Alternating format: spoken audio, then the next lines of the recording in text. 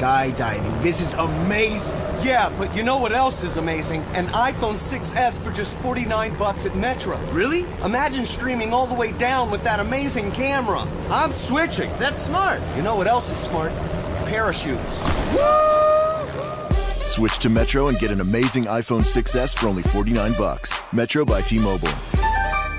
Phone offer requires port-in of number not currently active on T-Mobile network or active on Metro in past 90 days. See store for details and terms and conditions. Welcome to Life Transformation Radio. This show is all about life transformations and our journey from where we were to why we are doing what we are doing today.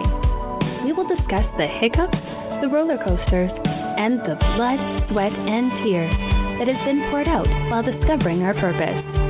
It is all about our transformations. Here is your host, Sean Douglas. Welcome, my friends, to another episode of Life Transformation Radio. I am your host, Master Resilience Implementer, TEDx speaker, performance enhancement expert, and author Sean Douglas. This show is currently heard in over 46 countries, such as the U.S., India, Canada, France, Australia, Belgium, Panama. So I want to thank you to those who are listening from around the world. Life Transformation Radio is all about our transformations. Here is where we tell the stories of why we're doing what we're doing, highlighting the transformational moments that has changed our lives, and how we're using these to help transform others and elevate their lives as well. Now, you can listen to us every Wednesday and on the first and third Fridays at 5:30 p.m. Eastern Time. However, on Tuesdays and Thursdays, those are reserved for special pop-up episodes for my guests that I'm highlighting something amazing that's going on in their life, a book launch, a product launch, an event that they're speaking at. So today is the day for the special pop-up episode. So thank you for joining us.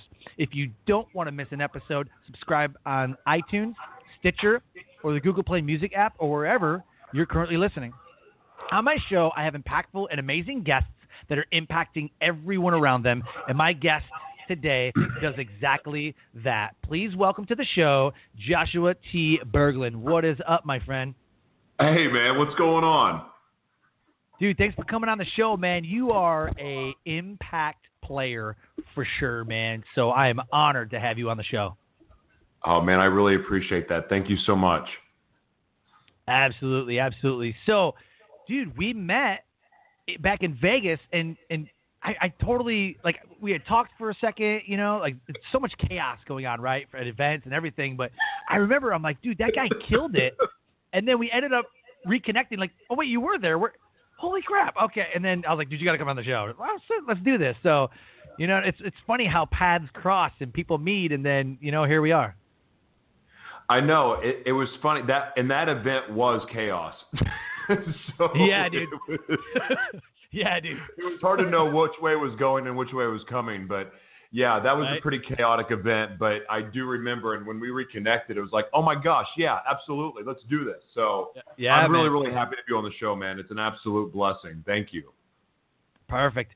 And so any of the listeners that are listening, this is a live show. If you're catching us at 5:30 p.m. Eastern Time, and you can call into the show at 657-383-1109. Again, the number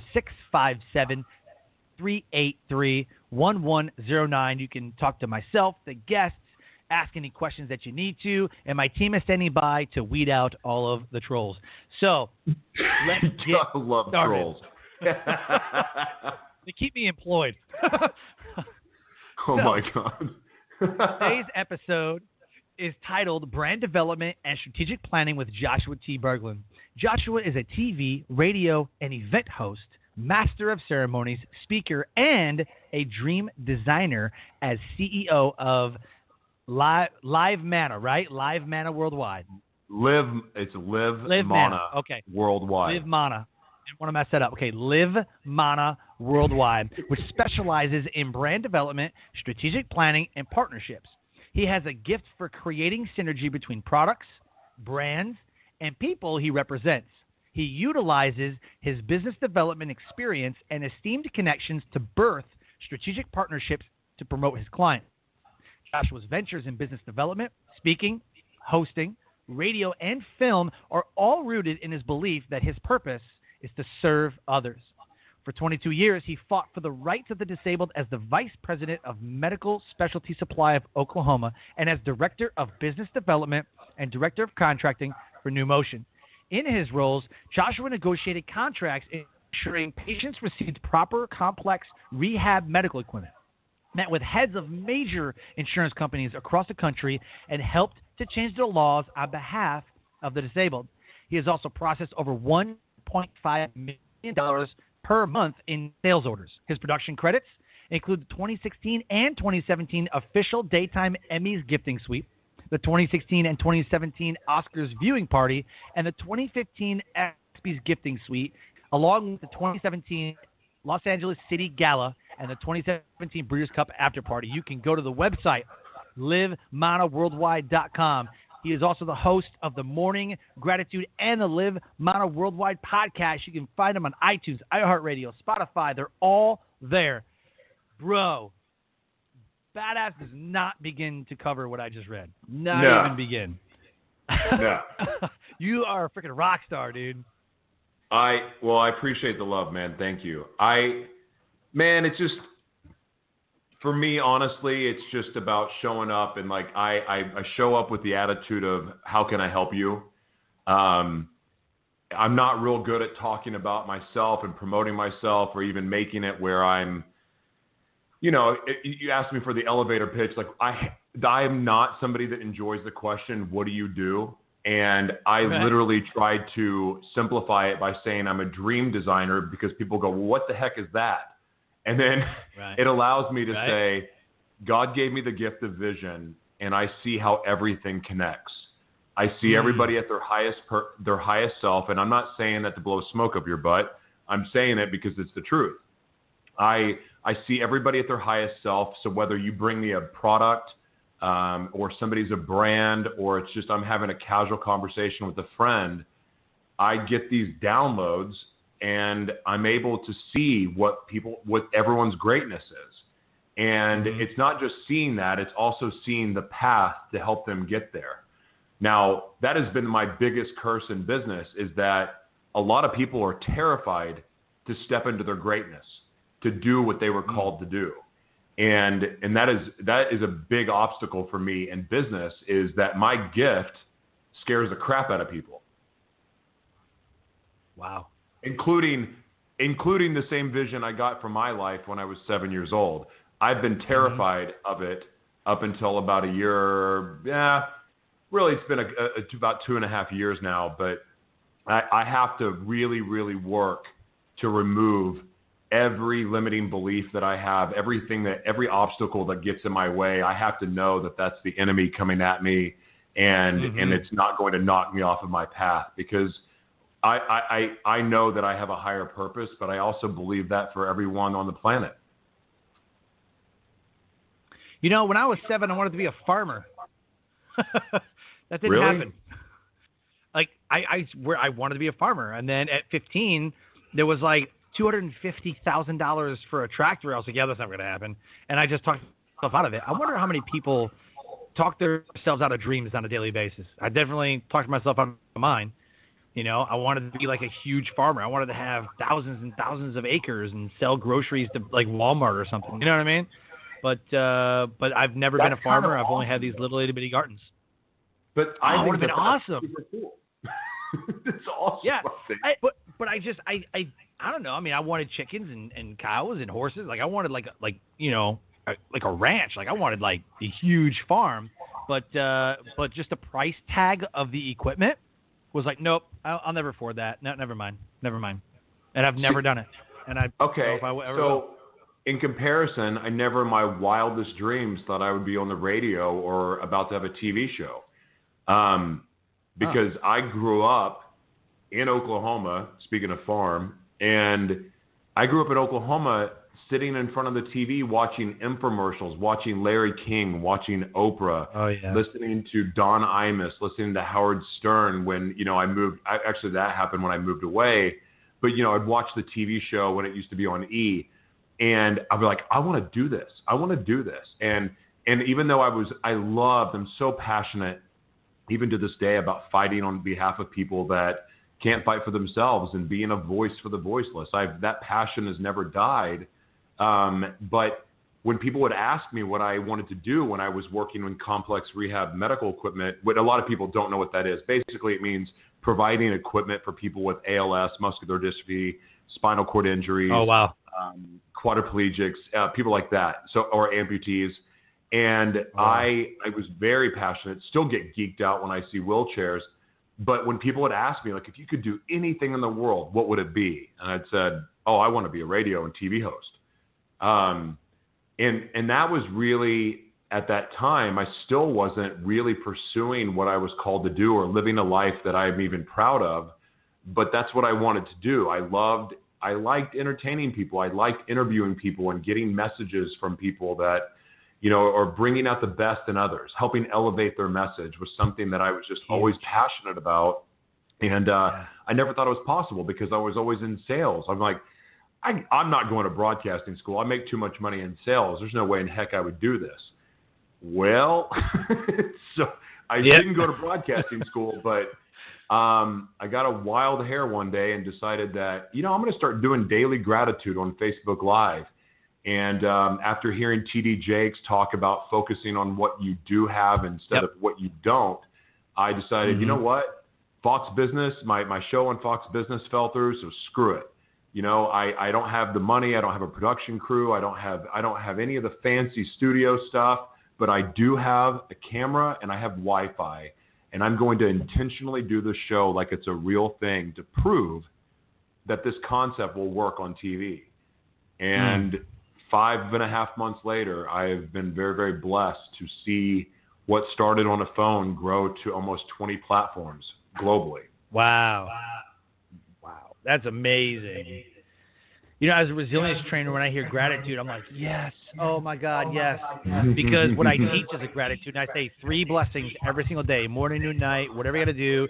And then for example, if you were to hashtag counting blessings, you'll see myself and a bunch of my students and mentees that I've coached over the years doing this gratitude challenge where it's literally hashtag counting blessings and then whatever your blessings are for the day. And if you count 3 blessings a day for 66 days, you have 198 blessings that you're thankful for.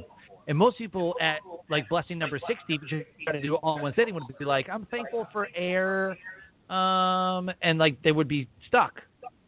So 3 blessings a day for 66 days, you make it like a Facebook group like gratitude challenge. And that's what we've done in the past is do a Facebook group gratitude challenge for 66 days. And then at the end of that, you have 198 things that you're thankful for. And, dude, that changed lives when I did that. You know about the gratitude hack, right? I'm not sure. You don't stop at what you're grateful for. So you say, like I live in San Diego in Little Italy. And so I'd say, well, I'm grateful that I live in a city that I can walk everywhere. Why?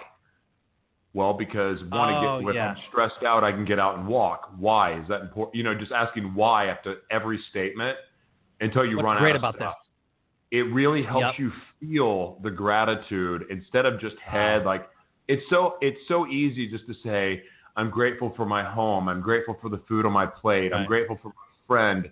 But why? And then why? And why? And the more you ask why, the more you start to really feel it, and you feel it in your bones, and you feel it in your heart, you feel it in your soul, and it really does affect you another level than just saying, I'm grateful for this. Dude, I love that. So speaking of that, what is your why? What is your big why for wanting to help people and everything that you've done in your life? Has your why changed throughout each job, or do you have one sole focus of this is my why in life? I don't think it's any coincidence that my name's Joshua. Okay. I was born, I love saying this, but it's true.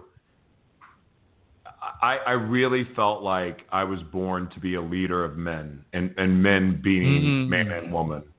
Right. I felt like the body, the presence, the energy, the presence that I have. If you've ever been around me, people just gravitate towards my energy. Yes. Or the flip side is, or it scares the crap out of people, because if my energy shifts, it's a pretty scary energy.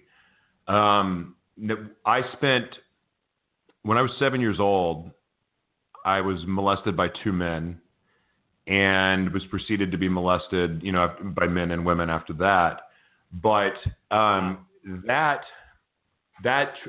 all started after my sisters disappeared, and then of course my father started physically abusing myself, my brother, my mom, and I had a pretty traumatic childhood.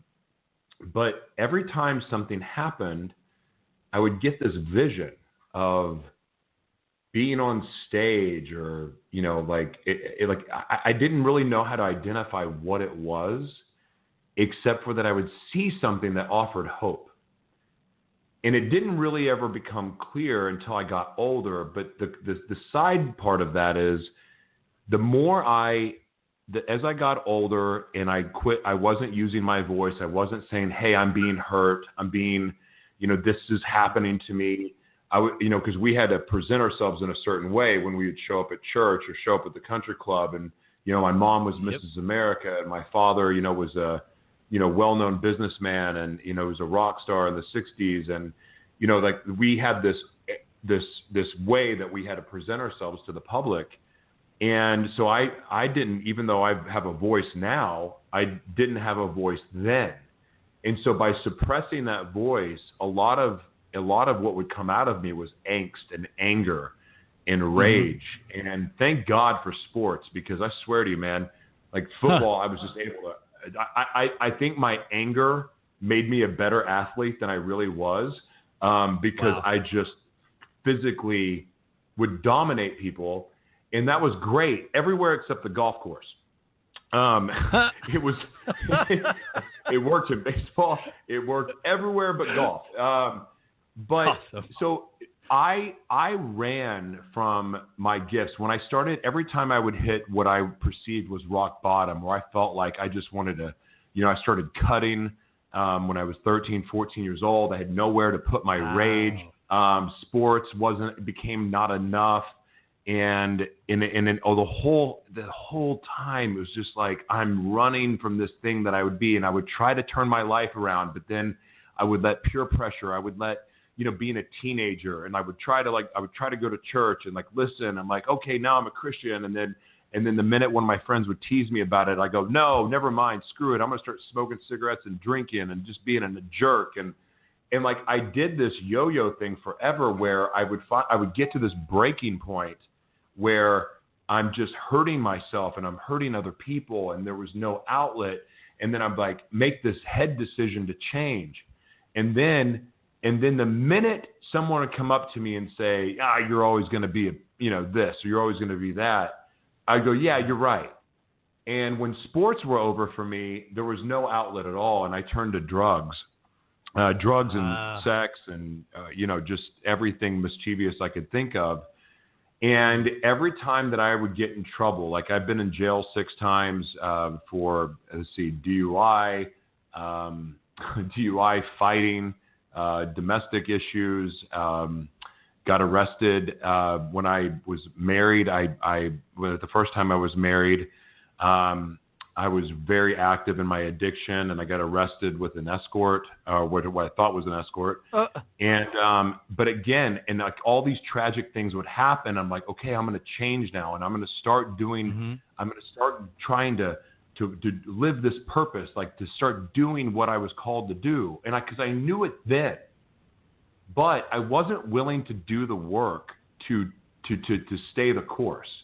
I wasn't willing to put in the work of reading and training my mind with the good things, because I was so comfortable in the darkness. I was so comfortable with just the just honestly evil.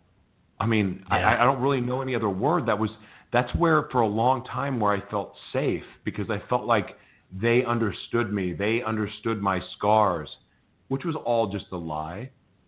And so it took a lot for me to, what was the original question again? I don't want to get off track. No, dude, you're good, man. It's talking about like your big why. You know, why you do what you do over the years. Okay, I thought that's what I was just wanting to make sure. So I'm saying all of this to say this. So I knew what my purpose was for a long time, but I ran from it and I wasn't willing to do the work. So here's the short version of it, because I know we don't have that much time. The short version is this. I battled mental health issues, being bipolar, being dyslexic, having ADHD. I was molested by men and women multiple times. I was physically abused. I was abandoned by my sisters, which was actually my father's fault.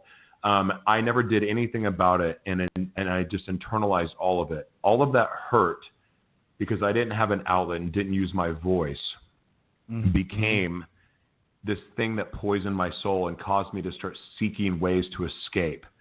And nothing worked. So every time I tried to turn my life around and then get back on track, and someone would say, you're always going to be a druggie, you're always going to be a cheater, you're always going to be a failure, you're always going to be this, you're always going to be that. I'd go, yeah, you're right. And then I would go back and double down on my addiction and self-abuse. And I hurt more and more people. It took 6 times being in jail for me to finally go, oh, crap, what have I done? I was there. I was facing 5 years in jail, and I was put into isolation because the other thing that I haven't really shared a whole lot, I have talked about it on my show, and I've shared it on stage, but not a lot of people know. But because I was trying to kill myself with drugs, like cocaine, methamphetamines, alcohol, just abusing everything, because I was too big of a pussy to shoot myself in the head or to throw myself off a bridge.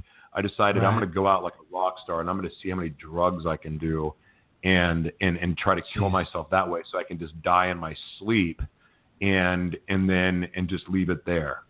Well, so because of that just sick way of thinking, I put myself in a bad situation and got HIV. And so then proceeded I'm really going to try to kill myself now. And so when I went to jail the 6th time, I made the mistake of telling them that I was sick, thinking it was going to give me special privileges. Right. No, they put me in isolation. And let me just tell you about someone like me.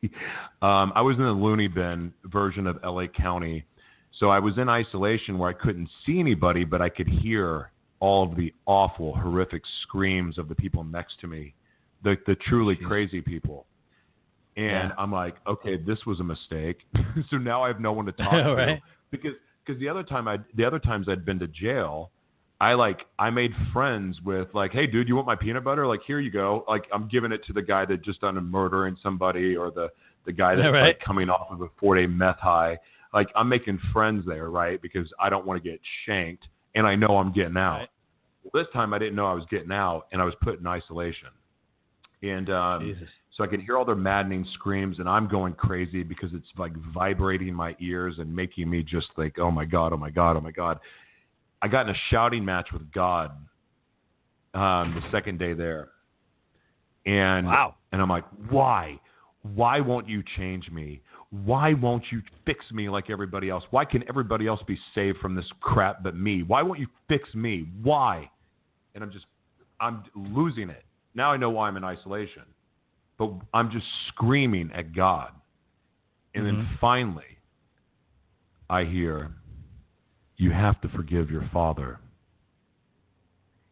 Well, how the hell am I supposed to do that?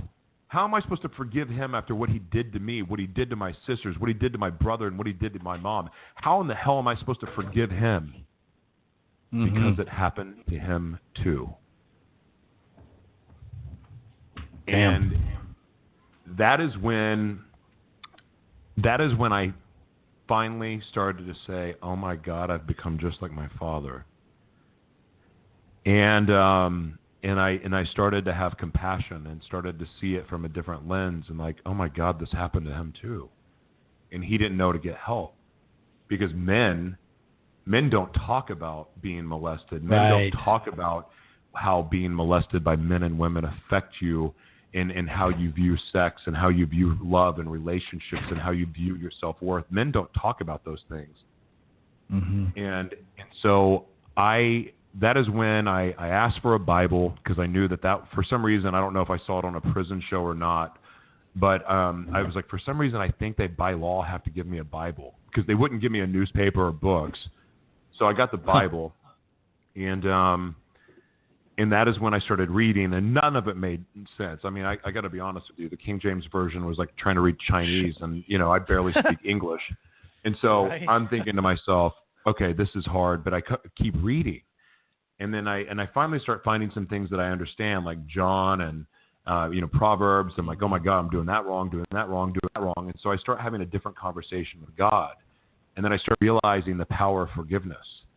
And that is when I made a life choice. It was like, okay, listen, God, I've run for my purpose. I've known exactly what this is. You've shown me what I was supposed to do with my life. Every time I've hit the wall, every time I wanted to quit, every time I should have died, every time I wanted to say, F it, I'm done, you show me this vision. I know this is real now. And I made the decision that from behind bars, I was going to start fulfilling my purpose. I was going to start being Joshua and not Josh. And I was going to step into the leader I was supposed to be, and I was going to start using my story of being abused, being an abuser, being a junkie, being a bankrupt idiot, being a violent, angry kid, being hurt, being broken, being scared, being mentally ill, all of it. I'm going to use all of this and use my voice, and I'm going to use this to empower other people. I'm going to use all of this to relate to all the people that are behind bars, because guess what? They're going to look at me and at that time I had like $4,000 boots on and just like ridiculous. Right. Like I was dressed. I lived in LA. Yeah. Right. So, I looked every bit of the part of people looking at me like, what the heck are you doing here? You don't belong here. And I'm like, yeah, dude, actually I do. I'm no better than you. And in fact, the only difference between me and a lot of you is that, you may have murdered somebody, but I was about that close, and I've done a lot worse than murder. And I noticed that even in jail that I had this ability to relate to people from all walks of life. And I had an old gang member, an OG, had a conversation with me that was so powerful, and he looked at me. He goes, if you get out of here, this is right before we were about to see the judge. Yeah. And he goes, if you get out of here, you have to promise me that you're going to fulfill what God created you to do, because you don't belong here. And it was a very powerful conversation for me to have. And somehow, by the grace of God, I didn't see the judge that day, and I got out. And so my why is this. I'm sorry for the long answer. I could have actually kept going. This is great. There's a lot of stories there, honestly, but the truth is that my why is that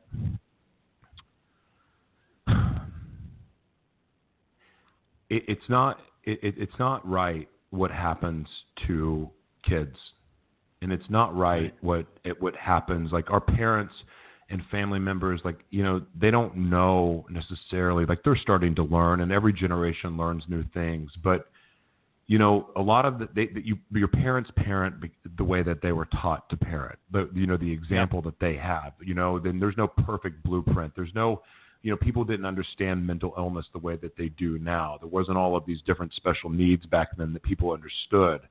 And my why is that now kids are over sexualized, and there's a lot of hurting people out there, and there's a lot of people afraid to use their truth, and a lot of people that are afraid to use their voice and say that I'm being hurt, I'm being touched inappropriately, or I'm being beaten, or I'm being made fun of, I'm being ridiculed, or I don't feel comfortable in my own body. Like people are afraid to speak their truth.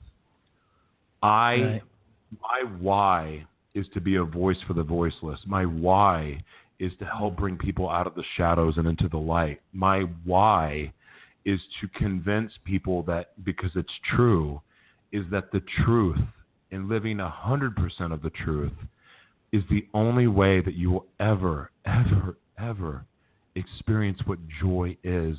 And everything that's held you back in your life, everything that's ever hurt you, everything that's ever made you feel weird and out of place, everything, every one of those things can be used to bring you joy. But you cannot do that until you start to use your voice and you start to live a 100% truth. And here's the thing, 98% of the truth is not the truth. You will never, ever recognize what God has in store for you until you're willing to use your voice and speak 100% truth. Because I kid you not, man, I'm a testament to this, because even after I gave my life to Christ, and even after I made the decisions that I made, that I'm going to start using my voice and I'm going to start I want to empower people and I'm going to share my story, I was still hiding the fact that I had HIV and hiding the fact that I was an abuser. And because I thought, well, I'm trying to build an audience right now. I don't want to scare them away. I want to wait till the right time. And I felt God nudging me, like going, hey, now's the time. Like, no, now's not the time. Right. Now's not the time. I need to build my audience first. But I also was very frustrated because the people that were coming into my life were not the right people. I was having deals fall through. I was having brands walk away from me. And I, because they weren't comfortable with my message. But the truth was, I wasn't living my truth. So how in the world was I ever going to attract the right people to me? And I didn't understand that concept until I started doing leadership emotional intelligence training. And I really started to understand that the truth is the truth, and the truth is the only thing that remains the same. So if 98% of it is not the truth, you're still hiding. Right. And there was holes in my story that people didn't understand. There was gaps, and they would ask questions, and I'd find ways to dance around it or move away or allude to it instead of stepping into it and going, no. And the importance of me coming out and saying that I have HIV and saying that I was an abuser, not just abused, but that I was an abuser too, and that's why I went to jail twice, is because it's an important part of the story of helping other people step up and go, yeah, I am too. And this is what happens. This is a consequence of not having a voice. And so why the youth are so important to me, and mentoring and teaching them to speak up. It's okay. If someone's hurting you, it's okay. It's okay to say I'm being hurt. It's okay to go to run to somebody you trust and say this person is hurting me. It's okay to do that, because if you don't do it now and heal now, you're going to be looking back 30 years later, 40 years later, 50 years later, 60 years later, and when you're so stubborn and ingrained in your own anger and rage, and you're so ingrained and comfortable with the mask that you wear, the thought of joy doesn't even have meaning to you anymore. That's what you get to fix. That's what you get to break free from. And the longer you wait, the harder it is, because it's so hard to peel back that damn onion. That onion is painful to peel back. At 38, it was painful. But thank God I did it now and didn't wait till I was my father's age. And I'm dying from melanoma cancer, and I'm basically staging my funeral to make it look like I was a good man, to try to leave some bullshit fake legacy that he did. Yep. And no disrespect to my father, but that's the truth. That's what he did, because he was worried about what people thought instead of just changing his heart. Because once you change your heart and you start living the truth, guess what? It really doesn't matter what anyone else thinks, because you're being true. And let me tell you something else. When you live your truth, the people that you want in your life will come to your life. I've never in my life felt love the way I do now, that I walk and breathe truth. It's not comfortable talking what I talk about, but I also overcame these issues. I am not the same man because I'm comfortable walking in the truth. And professionally, my business life is better than ever because of living my truth. Now I get to be me unapologetically, and that's a beautiful thing. Because now the people in my life are in my life, and I know for a fact that they're in my life because they love me for me, and I love them for them. That is a beautiful feeling because I never have to worry about who has my back and who doesn't. That's my That's why. huge, man. Wow, man. That was powerful. I completely resonate and identify with everything except for I mean, I went to jail once, but you know, I was abused as a kid. My sisters, my mom, I watched her get punched in the face, you know, almost daily at the end of the 5+ years before she actually got up enough courage to laugh. But I didn't deal with it. I ended up becoming an alcohol abuser. You know, I joined the military to find a purpose because I didn't have one. I graduated high school with a 1.9. I was working a dead-end job. I just joined the military because I needed to run away. I needed to, you know, whatever. Found even more alcohol, you know, and it came to suicide, you know. So, you know, I was ashamed that I was a suicide survivor, and I wouldn't tell anybody, and I was ashamed. And then when I met other people like me, you know, I was like, wow, well, okay, well, maybe I can help them. And, you know, I look back at everything you just said, and I'm like, dude, yup, I felt that way. Yup, I felt that way. God, yup, I felt that way. And I think it's important for people to understand that there's no way that you're ever feeling something that someone else hasn't already felt. There's no way that what you're dealing with or what you think you're dealing with or what you think you're feeling has not already been felt in the world by at least one or two people. You know what I mean? And first of all, I was raised Roman Catholic, and then at 18 I was like, screw God, like whatever, I don't need that crap. You know what I mean? Well, my life was crap. In 2014, I surrendered my life to Christ, you know, and I learned that there's no way that you're going to stump God at all and say, you know, I can't believe you did this to me. He's like, I did? No, you feel that way? Really? Like, he knows everything already. You know what I mean? And so I just looked at him as he's the kid with the magnifying glass, you know, burning ants. Like, that's what I thought God was, you know? But it's way different now. You know, way different. So, man, thank you for sharing that, man. I think I feel that everything that we're going through is preparing us for where we're going to. So we have to go through that hard stuff. I had to be abused. I had to abuse alcohol. I had to be a suicide survivor in order to become a drill instructor in the military that taught me how to be a public speaker, which I then learned resilience and went to learn how to talk about resilience to now having a radio show about resilience, about transformation, and I'm a resilient speaker. So had I not gone through that stuff, my life would be completely different. But you have to go through that other stuff in order to step fully into your purpose. And it sounds like you've done exactly that. Yeah, I have, and I'm doing it. David Giorgio. I'm stealing this from him, but it's because it's his mantra. But I'm doing it unapologetically. Mm-hmm. You know, it's because I don't need to apologize for living the truth.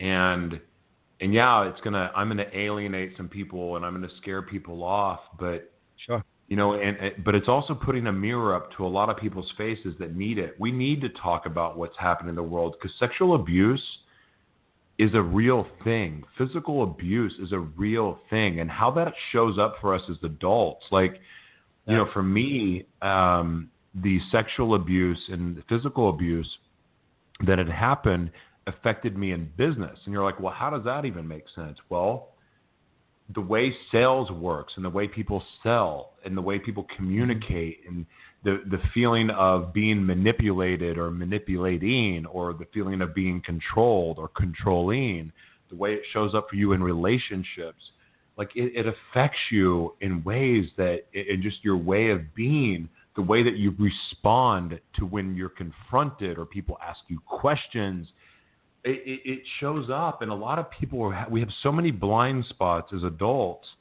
that really affect us and how we are. And so it's somewhat, we have to start speaking up. We have to start using our voices. And for anyone out there that believes that they don't have anything important to say, you think, well, God, my stuff is not that bad. I'm not hurt. I wasn't molested. I wasn't physically abused. I promise you, in fact, I swear to you that you have a message that someone needs to hear. Yeah. It doesn't matter if it's one person or 690 or it's 5 billion. The fact is that you were born to your gifts.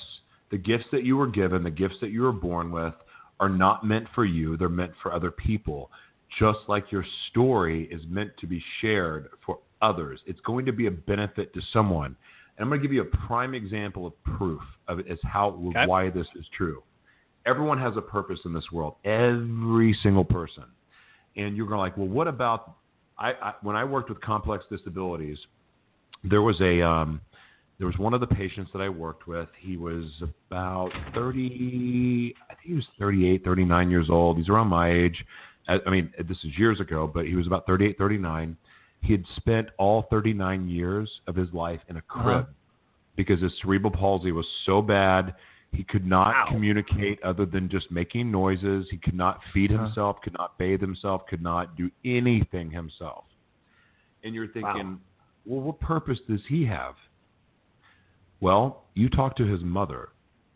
His mother, she was about, I swear to you, I think that if without his physical, just the way that he was real contracted, his mother was about 5'1". I think he was about 6'2". Her mother was about 5'1", and she was elderly. She had really bad rheumatoid arthritis, and had a humpback. It was like really, it was so sad. But I asked her, I was like, why doesn't he give up? Like why?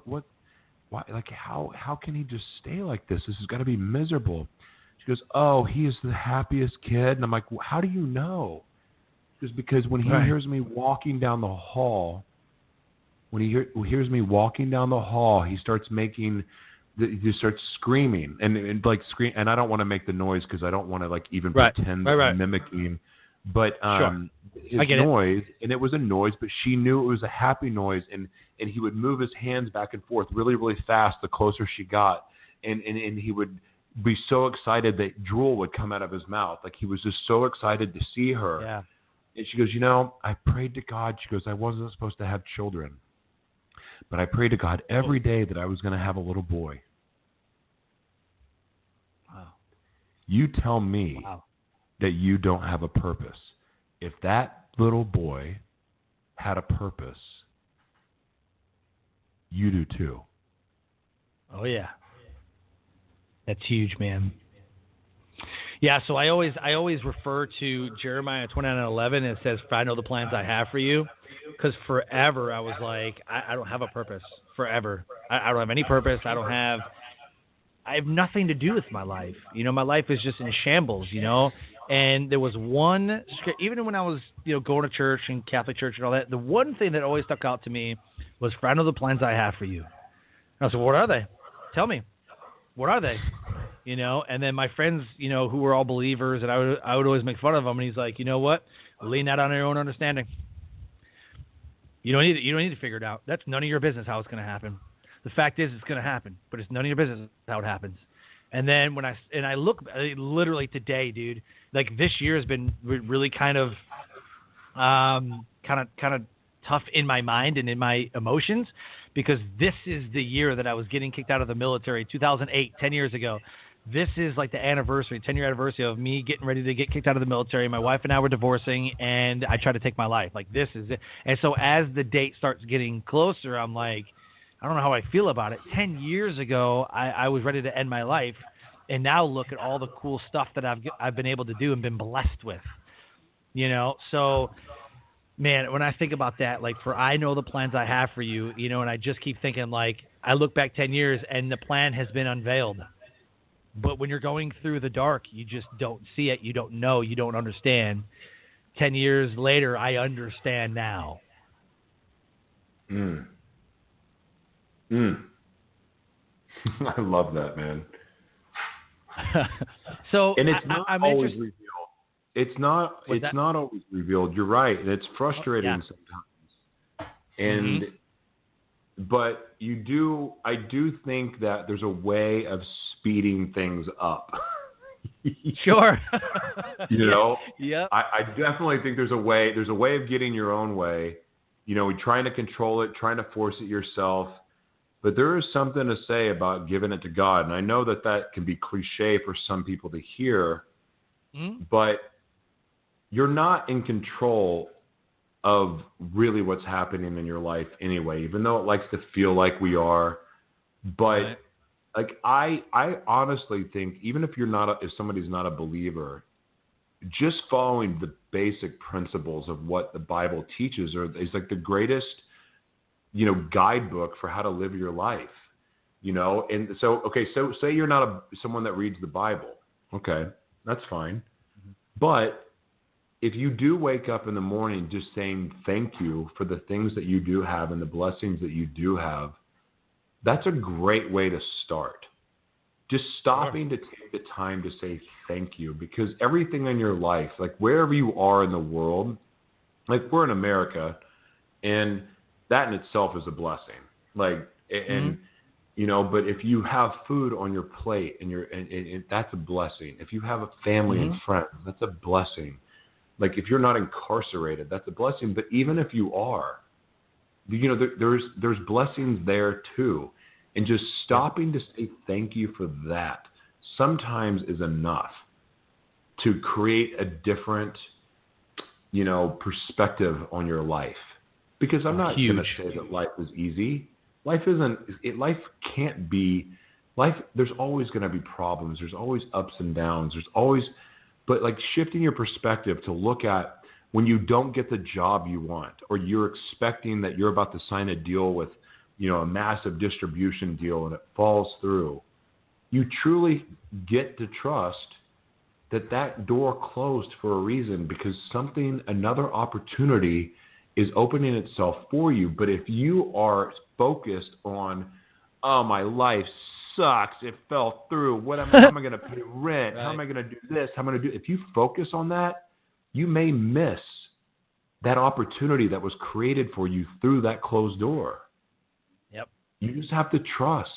The universe and God is not out to get anyone. We are all, there's abundance for all of us. Mm-hmm. There's abundance of friends. There's abundance of family. There's abundance of love. There's abundance. It's all there for you. But if you're focused on the minute negative thing that happened to you, you may not see the blessing that is around you, that was created for you, that's waiting right in front of you, but you missed it. Right. Yep. And Tony Robbins, one of his most famous sayings is, where focus goes, energy flows. So if you focus on the negatives, then you're going to have negative energy. You're going to bring negative energy. You're going to attract negative energy. But if you focus on the positives in life, then you'll see the positives, and you start reprogramming your mind to focus on those positive things, those blessings. And when you can hunt the good stuff in every single situation, when I talk about gratitude on stage, I talk about hunting the good stuff. When you can hunt the good stuff in every single situation and figure out why this is good, like you were saying, and I love that. Why is this good? Who contributed to it? Maybe you add, who contributed to this blessing? Was it just me, or was it somebody? Did somebody? You're looking for new leads, new sales. You're trying to build this business, and something's just not happening. And one guy you talk to for 15 minutes unlocks, like, oh, dang it, I needed that. Thank you. And then boom, all of a sudden it becomes 5x, 10x. When you can hunt the good stuff in every situation, you're right, man. It's a new perspective, and it reprograms your mind. And I think that you do a really good job of doing that with your show, Morning Gratitude. And oh man, we talk for hours, like hunting the good stuff, and doors closing and all that. But what I wanted to say was, when you talk about that right there, I have a saying. It's called "Live Your Brand," which basically means find opportunities every day to live out those beliefs and live out those core values. And now, listening to you, I would even say live out your truth.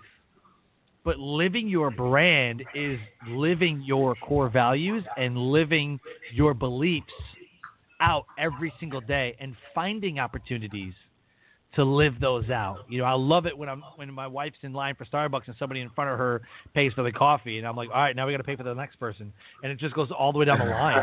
Like love that. 5 people got their coffee bill. You know what I mean? Like, that's so cool. It is cool. So I fully absorb everything that you're saying, and I want people to live their brand.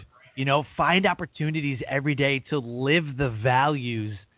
Whether it be personal values, business values, live the values that you have deep in your heart, and the beliefs about yourself.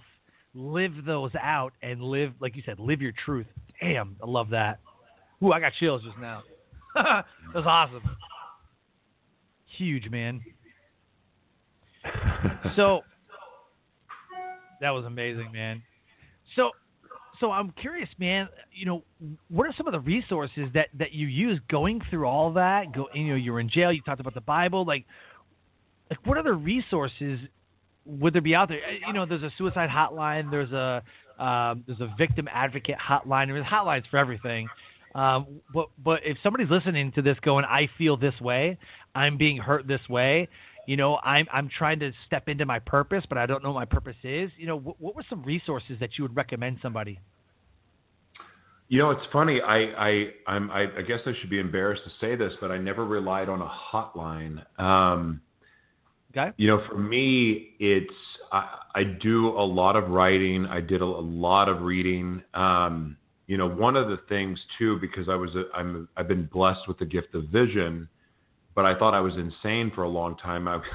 Reading Code of the Extraordinary Mind was huge for me from Vision, from mindvalley.com. That was really what helped me believe convinced me that I wasn't crazy. Because I want to say this too, because I know there's other visionaries that listen. It's real. First of all, those visions that you get, they're real. Yeah. Don't be afraid of them. And in fact, if you don't own that gift, you'll lose it. And so believing that you're not crazy, and if you have visions, you get to embrace those and really step into that. And that's part of stepping into your purpose. As far as church groups, I'm going to be honest with you too about something. Like, I'm blessed to have an amazing church in San Diego, the Rock. I went to Life Church in Oklahoma, and I always watched church online. I never really found a church home. And I struggled. I would go to Bible studies, and I felt judged.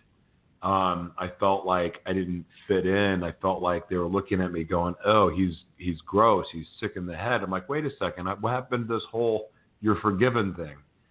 Right. And so that was hard. And it's hard to refer people to church, because finding the right church has been very, very tough.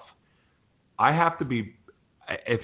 would be lying to you if I said anything different, and I refuse to lie. I read the Bible every day. My quiet time is everything to me. I have reminders on my phone to stop and pray, because honestly, I need to do it. Sometimes I just get caught up in what's happening around me. The most powerful thing I've ever done, which really helped me transform my limiting beliefs and actually got me so much closer to God, because I'm a follower of Christ, not the religion. I'm a follower of Christ. Right. I follow Christ's teaching, not religion. Right. But yeah, I could be classified as a Christian, but I just was fortunate to find a church that was, I was nourished. I got the teachings I wanted. It has amazing resources at it. But the thing that helped me break through was leadership, emotional intelligence training. And it helped me learn to shift the way I thought. It helped me remove and almost exorcise those past demons and limiting beliefs.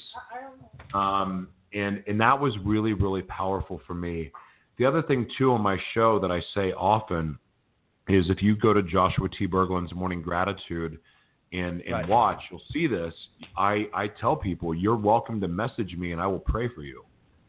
I'm not a counselor. Awesome. I'm not a therapist, but I do have an open invite to pray for people, because I do believe in the power of prayer, and I believe in praying for specific things, not, hey, pray for me. Well, like, what do you want me to pray for? You grow hair? Right. I mean, I'm going to pray for you to give me $1 million. I mean, what do you want? Like, specifically, if you tell me what to pray for and it doesn't go past that message, I'll pray for you. I didn't call any hotlines. I really struggled with groups because I didn't trust people. So I have to remain true to that. I know there's amazing resources out there. I know. But some people are complex. Some people have trust issues. Some people, have a lot of limiting beliefs and are afraid to put themselves out there. So, and I'm not somebody too, like even with, your AA groups and things like that. The most powerful thing I ever did to help me break free from, that desire to go abuse myself with drugs and alcohol and sex, and the most powerful thing I did outside of giving my life to Christ and surrendering to that I'm no longer in control, the most powerful thing I've done was go to the Ascension Leadership Academy in San Diego. It set me free. And my faith is stronger than ever. I'm, as a man, stronger. I'm a powerful, authentic, and loving leader. And because that's what I was created to be, and I can step into that without fear now. And that's beautiful. That's why I can sit here and casually talk about being an abuser and having HIV. It's not that I'm desensitized to the fact that that is what a reality for me is. But I mean, I'm not an abuser anymore, but I did to step into that and own that I've been that guy, that I've been angry enough, and I didn't have the self-control enough to be able to freaking stop, to allow someone else's words or actions to affect me where I let it consume me and take my power from me, that I would transfer it in a bit of rage. The fact that I can talk about that is because of the emotional intelligence training I've done. It was profound for me. Yeah, man, I love emotional intelligence, man, and I think it's very underrated. And one of the people that just comes to mind when I hear emotional intelligence is Jen Groover. She's a TEDx speaker, workshop, emotional intelligence. Like who I know, and I'm sure there's amazing other people, but in my network, Jen Groover, if I ever had an emotional intelligence question, now I could add you to the list. But she would be, my go-to person. Jen Groover is emotional intelligence expert. Dude, this has been amazing. Huge, man. The conversation went where I didn't think it was going to go, which makes the show what it is, man. Raw, real, authentic, genuine conversations, man. I love. When I started the show, God put it on my heart that says you need to start the show, and here's the name of the show. Like, I already knew what it was going to be. I already had a vision. Like, this is all His work, and someone's going to listen to the show, and they're going to reach out, and it's going to change their life. I know it's going to happen. So, with that said, man, talk about where you're headed now, what kind of new adventures, businesses, family, and we'll wrap the show. Yeah, so I've been doing the Joshua T. Berglan's Morning Gratitude live stream podcast radio show. I've been doing that now, and it's growing every week, which is a blessing. It's a lot of fun. We are getting ready to start doing more on the street stuff, doing interviews, like live remotes, which is so exciting. I'm doing a business podcast now called the Live Mono Worldwide podcast, which is kind of it goes into what I do professionally, and it's probably the most different business podcast that you could ever imagine, because it's all over the place, like me. Now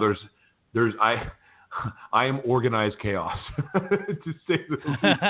But I like that because I'm getting to work with celebrity events and being a part of.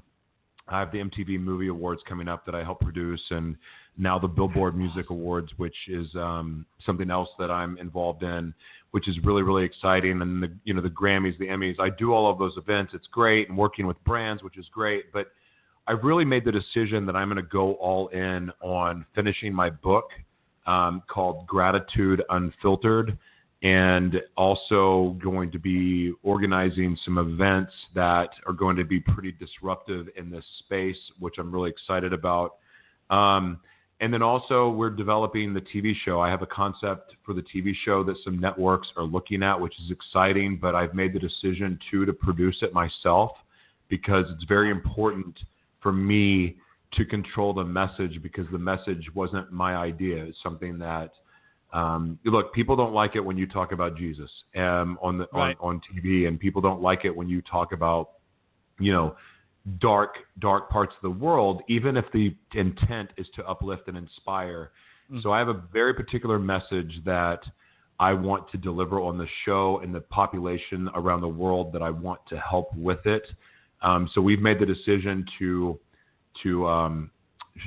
me to produce it myself, and then I have a network that is a global network, is a really cool technology that is wanting to back and distribute the content. So now we're just working with sponsors. I don't want to take just any sponsor. It's very important that the sponsors align with it. Look, you don't have to believe the way I believe, but I don't want liquor companies sponsoring the show. Right. Or, Adam and Eve sex toys. Like I don't need them to sponsor the show. I'd like to take their money, but I want to when I work with sponsors, when I bring sponsors to a celebrity or to an event, their visions need to be in line and complement each other. Because how do you sit up there? How do I talk about homelessness and poverty and addiction, and how do I talk about that? But yet the main sponsor of my show is Don Julio Tequila. You know what I mean? So yeah, right. I can't in good faith do that. So we're looking for the right sponsors, and I know that God's going to bring them to us. And then that show will develop. And, from there, it's going to be more speaking. I'm going to write multiple books. And, I'm just going to – basically, I'm going to be the white, better-looking version of T.D. Jakes. Wow. Okay. I like that. So movie producing, being in movies, having a talk show – empowering people, writing books. But I want my career to be defined, not what I did business-wise, but the people's lives I touched and the people I brought out of the darkness. I am not a savior. I am not Jesus. I'm not Buddha. I'm not Allah. I'm none of those people. But I am somebody that God spared his life for a very specific reason. So I plan on fulfilling what I was called to do unapologetically, relentlessly, and with a heart for people. Because look, there's very few people that I cannot relate to.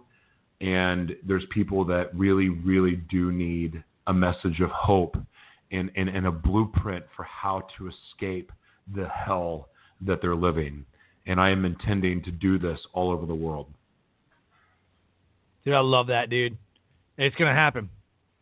Oh, I know. I've been following you. I've been following since Vegas, man, and just in the past couple of months, I'm like, dude, this guy's everywhere, and I love your message, anyways. So thank you. So this is the end of the show where you do a shameless plug. You plug friends, quote, websites, your Facebook, your products. Tell people where they can find you. So this is your time to shine. I mean, you're doing it all episode, but shameless plug moment. Go. Oh, just please support the show. Look up Joshua T. Berglan's Morning Gratitude. Just Google it. It's all over the place. I don't care what platform you do, because honestly, I appreciate every audience. Google Play is great. Spreaker's great. Spotify's great. iTunes is great. But what I really do love is the people that come over and join the conversation on Facebook, because you can interact and ask questions with the guests. You can ask me questions, and that's also where you can send me your prayer request. So if you just look up Joshua T. Berglan's Morning Gratitude, everything I said, I stand by. Like if you send me a prayer request, I give you my word. I will pray for you. And if you want to join the show and ask questions, love it. Please do. And then also just check out my website, live, L-I-V-E, Mana, M-A-N-A, worldwide.com. Boom. Nailed it. So we always close the show with a call to action. So what should someone do today to transform their life? We talk about life transformation. What should someone start doing today to make that happen? That person that you don't like, that person that gets on your nerves, that person that you hate, I want you to do something. The situation that is frustrating you beyond belief. I want you to write down the 5 things that you cannot stand about that person or situation. And then I want you to write down 5 things that you love about them. What you're going to find is this. Those things that you don't like, those things that you can't stand, are the things that you don't like about yourself. Those things that you love, those things that you feel, like you're just grateful for that person for, those 5 things are the things that you love about yourself. So when you're dealing with somebody that's frustrating the crap out of you, and you just want to scream, or you want to end your relationship, you're giving up on your girlfriend, you're giving up on your wife, you're giving up on your husband, you're giving up on your boyfriend, you're giving up on a family member, a coworker, a boss, just know that if you run from that situation without resolving it, it will follow you for the rest of your life. So now is an opportunity for you to reframe that situation by looking at it and going, man, maybe this is how I'm showing up. Maybe this is how I'm showing up for that person. Right. We're all mirrors for each other. And when you understand that, it will shift your perspective and it will dramatically change your relationships. I'm telling you right now. And it'll also make forgiving that much easier. Dude, that's awesome. Holy crap, what a call to action. Dude, thank you so much for being on the show, man. I got freaking goosebumps like most of the time, man. I was like, holy crap. So, dude, you are an absolute rock star. I mean, you're literally living. Excuse me, I'm getting choked up, man. You're living your truth, man. And, dude, I wish you the best, man. Like in everything that I feel like I've got another side of you. I got the guy on stage, and I got the guy who really wants to help, and now I've got like a different side, and I'm just drawn. Maybe that's why people are so drawn to you. You're just real, raw, authentic, and you're going to change lives, man. You're going to change lives. I appreciate that, man. Thank you so much. Absolutely. So, Life Transformation Radio listeners, an amazing, powerful episode. You got to connect with Joshua Berglan. The guy is as real as they come. All of the links are in the show notes right here. You can subscribe to iTunes, Stitcher, Google Play Music app, wherever you're comfortable subscribing to. Subscribe to my show, Life Transformation Radio, but also subscribe to The Morning Gratitude. You got to find this show. You can't live without it. So as we close the show, I always say, live your brand. Find opportunities every day to live out the values you hold deep in your heart. I call that living your brand. And as Josh says, live your truth. Until next episode, have a great night. Skydiving. This is amazing. Yeah, but you know what else is amazing? An iPhone 6S for just $49 at Metro. Really? Imagine streaming all the way down with that amazing camera. I'm switching. That's smart. You know what else is smart? Parachutes. Switch to Metro and get an amazing iPhone 6S for only $49. Metro by T-Mobile. Phone offer requires port-in of number not currently active on T-Mobile network or active on Metro in past 90 days. See store for details and terms and conditions. Skydiving. This is amazing. Yeah, but you know what else is amazing? An iPhone 6S for just $49 at Metro. Really? Imagine streaming all the way down with that amazing camera. I'm switching. That's smart. You know what else is smart? Parachutes. Switch to Metro and get an amazing iPhone 6S for only $49. Metro by T-Mobile. Phone offer requires port-in of number not currently active on T-Mobile network or active on Metro in past 90 days. See store for details and terms and conditions.